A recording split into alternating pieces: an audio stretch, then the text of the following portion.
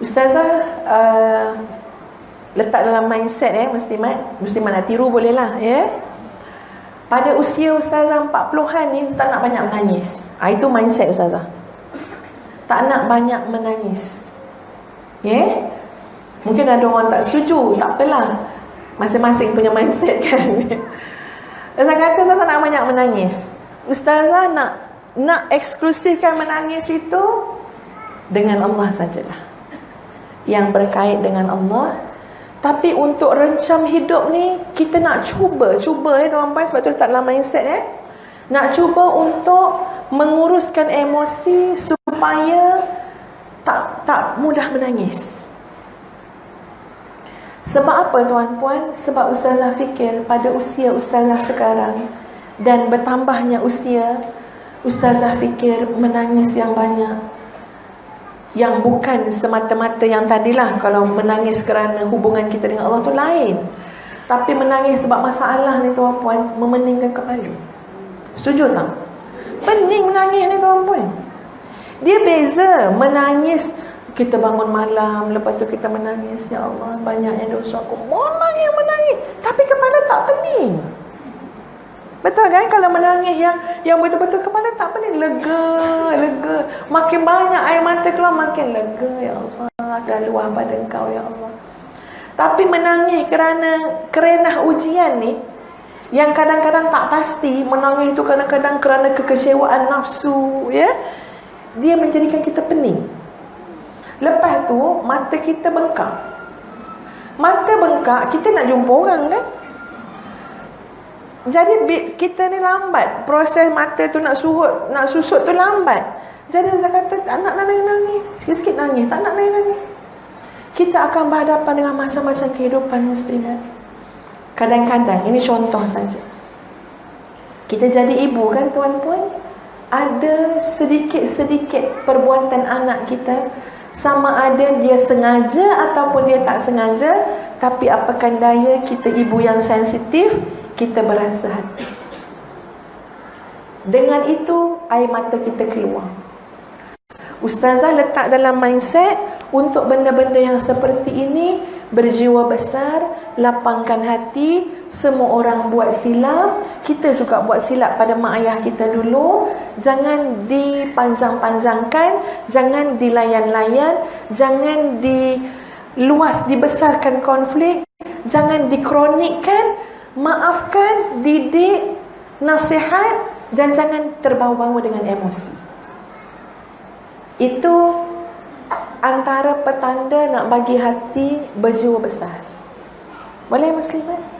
Jangan terbawa-bawa emosi. Kalau kita ada hati yang baik, hati yang lapang, kontrol tuan-puan dengan izin Allah. Jangan terbawa-bawa emosi. Contohlah kita menyambut hari lahir yang ke-48. Maknanya dah 28 tahun kita sambut hari lahir, suami tak pernah ingat. Terbawa-bawa emosi tuan-puan, ya Allah bang. Yelah saya ingatkan kali ke-28 ni abang ingat. Saya dah tanya abang ini hari apa bang? Abang kata hari Rabu. Yelah hari Rabu, tapi hari apa? Rabu lah. Ya dia kan. Kita pun nak main emosi, nak merajuk sana sini. Tolonglah muslimat, banyak kerja lain lagi. Tadi Ustazah cakap, kerja kita apa yang profesional ni? Bersihkan hati. Tak usahlah dibawa-bawa dengan emosi tuan-tuan. Ini kehidupan manusia, kita semua manusia lalui. Ustazah tuan-puan, kadang-kadang nak bangun tahfiz tu, urusan-urusan tahfiz paling kerap menyebabkan kami selisih faham. Sebab otak berbeza-beza, latar belakang berbeza-beza, cara berbeza-beza, paling kerap selisih faham. Kalau ustazah biarkan, takkan kita kata, yelah profesional lah, rumah tangga cerita lain. Tak ada yang maknanya memang dah kita suami isteri, nak profesional macam mana lagi. Lama kelamaan dia akan jejas dari segi hubungan suami isteri. Suami kita mungkin akan tengok kita ni macam apa ya? Macam bagus je. Ya? Takkan suami kita tu ada satu teknik untuk membezakan bila balik rumah dah tak ada dah rasa nampak kita macam bagus. Tak, sama je dia bawa ke mana-mana. Kalau tak profesional, kalau tak jaga hati tuan-puan, kerap nanti selisih faham. Selisih faham, lepas tu merajuk. Bila nak bahagianya? Bila nak romantiknya? Kalau dah kelahi, siapa nak romantik kan? Ya? Tapi ingat, jangan emosi. Bila kita tak emosi, tahu ini adalah sasaran syaitan. Syaitan nak rebut yang itulah.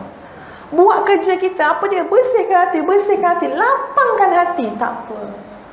Semua ini dalam pengetahuan Allah. Kita ini cuma kelihatan je kaki tangan kita bekerja. Sebenarnya kita berikhtiar ni pun yang berlaku adalah ketentuan Allah. Dan kita kena percaya setiap kebaikan Allah akan balas dengan kebaikan. Setiap kebenaran Allah akan serlahkan, walaupun manusia cuba benamkan dalam lumpur. Itu sifat kebenaran. Kalau benar, Allah akan serlahkan. Jadi, okey, sekarang kita selesai faham pasal dua perkara berkait dengan kerja. Tapi dah, cukup. Jangan main dengan emosi. Jangan ikut lagi heret-heret. Jangan buat skrip sinetron, tuan-puan. Ini kehidupan kita. Cepat, apa dia? Okey bang, saya minta maaf. Saya tak nak jejas rumah tangga, tak nak. Tadi yang kita selisih tadi pada perkara ini sahaja. Okeylah, ya, kita belajar untuk setuju dan kita mohon Allah berikan yang terbaik. Dah bang tak nak terbawa-bawa. Okey bang, minta maaf. Pihak suami pun sama juga. Kena cakap juga, ya abang pun minta maaf. Okey, habis. Bila kita jaga kita punya emosi, tuan-puan, dan kita tahu kerja kita ini untuk bersihkan hati. Jangan bagi syaitan, nafsu terlampau, ya, bagi ruang untuk apa? Untuk pedayakan kita. InsyaAllah okey-okey saja. Okey-okey saja, InsyaAllah. Tapi apakan daya, hati kita tu pada peringkat awal lagi, sadrun, dia tidak lapang, dia tidak luas. Ya. Yang kedua, tuan-puan, baru masuk cahaya mukmin tadi. Tapi orang beriman pun hatinya masih muqallibal qulub, masih lagi berbolak-balik. Maknanya kena benar-benar tekan, tanam keimanan kepada Allah. Ustazah teringat ayat Quran yang menerangkan tentang, ya, tugas peranan Rasulullah sallallahu alaihi wasallam. Apa tugas Nabi? Kama arsalna fikum rasulan minkum yatlu alaikum ayatina wa yuzakkikum wa yu'allimukumul kitaba wal hikmah wa yu'allimukum ma lam takunu ta'lamun. Ini tugas Nabi. Seperti mana kami utuskan Nabi di kalangan kamu.